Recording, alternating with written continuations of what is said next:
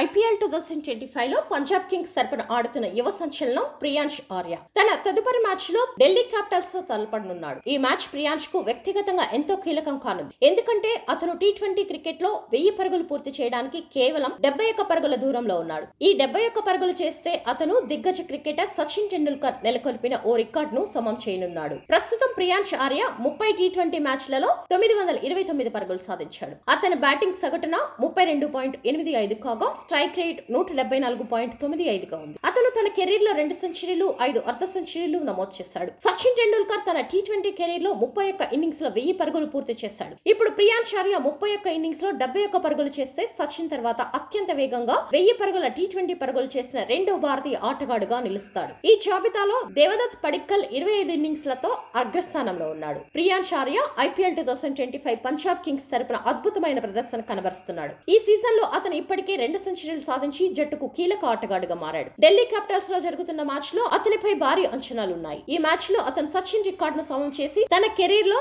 మరో మైలురాయిని చేరుకోవాలని అభిమానులు ఆశిస్తున్నారు. నేడు పంజాబ్ కింగ్స్ ఢిల్లీ క్యాపిటల్స్ మధ్య ఈ మ్యాచ్ జైపూర్ లోని సవాయ్ మాన్సింగ్ స్టేడియంలో జరగనుంది. ప్రియాంష్ ఆర్య ఈ రికార్డును సాధిస్తాడా అని అందరూ ఎదురు చూస్తున్నారు. ఈ సీజన్ లో పంజాబ్ కింగ్స్ ఇప్పటి వరకు 12 మ్యాచ్లు ఆడింది. వీటిలో 8 మ్యాచ్ల్లో గెలిచి 3 మ్యాచ్లు ఓటమి పాలైంది. ఇది కాకుండా ఒక మ్యాచ్ ఫలితం తేలలేదు. ప్రస్తుతం 17 పాయింట్లతో పాయింట్ల పట్టికలో 2వ స్థానంలో ఉంది. ఈ విజయవంతమైన పంజాబ్ కింగ్స్ సీజన్ లో ప్రియాంష్ ఆర్య కీలక పాత్ర పోషించాడు. తన జట్టు తరపున అత్యధిక పరుగులు చేసిన వారిలో అతను 3వ స్థానంలో ఉన్నాడు. ప్రభ్ సిమ్రాన్ సింగే, శ్రేయస్ అయ్యర్ మాత్రమే అతని కంటే ముందున్నారు.